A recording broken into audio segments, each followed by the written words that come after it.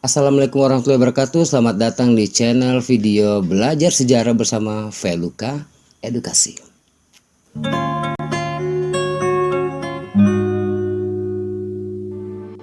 Nah, di masa pandemi ini pemerintah mewajibkan kita melakukan physical distancing. Mungkin ada beberapa dari kita yang belum mengerti apa itu physical distancing. Physical distancing itu sendiri adalah di mana kita melakukan interaksi sosial itu tidak seperti biasanya yang kita lakukan seperti hari-hari sebelumnya. Kali ini kita diwajibkan untuk menjaga jarak satu sama lain. Dan itu mungkin terasa asing bagi kita yang sehari-hari selalu berkumpul bersama kerabat, teman-teman, dan yang lain, nongkrong di sana, kesini, kesana, kemari. Namun pemerintah mewajibkan kita untuk berdiam diri di rumah. Kita harus melakukan semua kegiatan yang biasa kita lakukan di luar itu di rumah. Nah, itu bukan sesuatu yang mudah, bukan? Di mana guru dan siswa tidak dapat bertemu muka seperti biasanya. Nah, dalam video kali ini saya akan membantu adik-adik semua untuk melanjutkan materi-materi yang sudah tertinggal beberapa bulan ini agar kita tidak ketinggalan pelajaran walaupun kita harus stay di rumah setiap saat.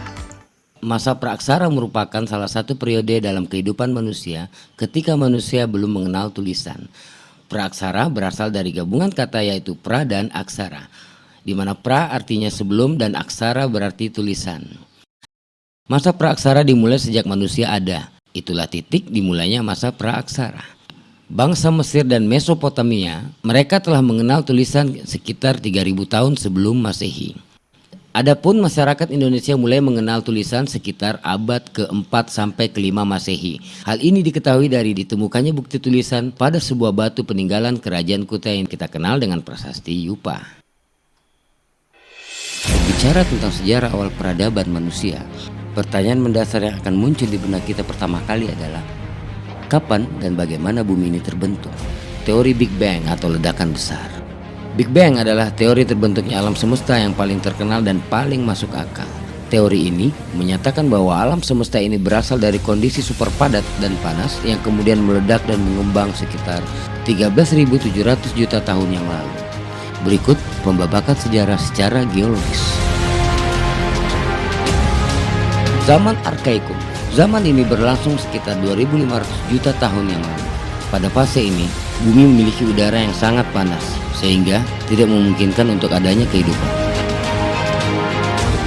Berikutnya adalah zaman Paleozoikum, berlangsung sekitar sejak 340 juta tahun yang lalu.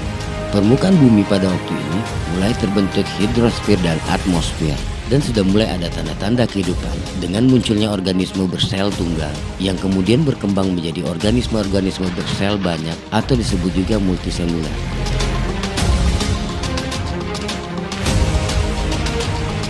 Kemudian muncullah organisme-organisme yang memiliki organ tubuh yang lebih kompleks seperti jenis invertebrata bertubuh lunak, dan pada masa ini muncul pula tumbuh-tumbuhan seperti tumbuhan paku, paku ekor kuda, serta munculnya amfibi, serangga, dan reptilia.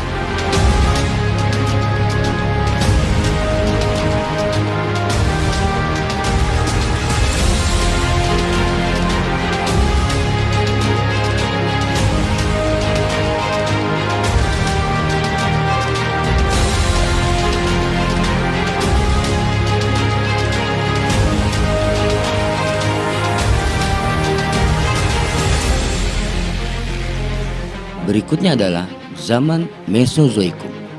Zaman ini berlangsung sekitar 140 juta tahun yang lalu.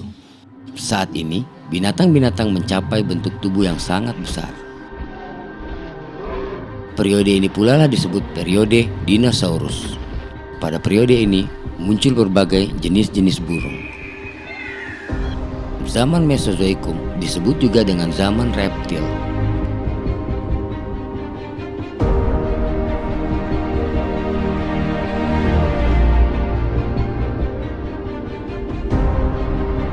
Namun, dinosaurus mengalami kepunahan.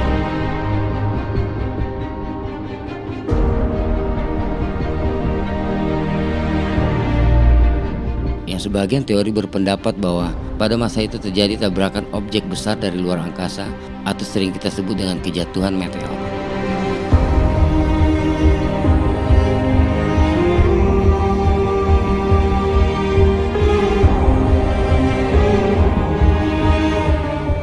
Meteor ini menyebabkan periode zaman es yang cukup lama berlangsung di bumi, sehingga mengakibatkan kepunahan dinosaurus.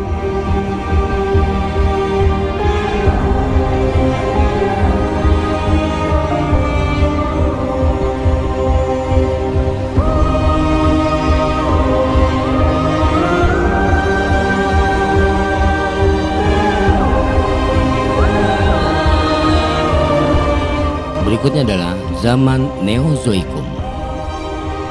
Zaman ini dibagi menjadi dua, yaitu zaman Tertier dan zaman Kuartier.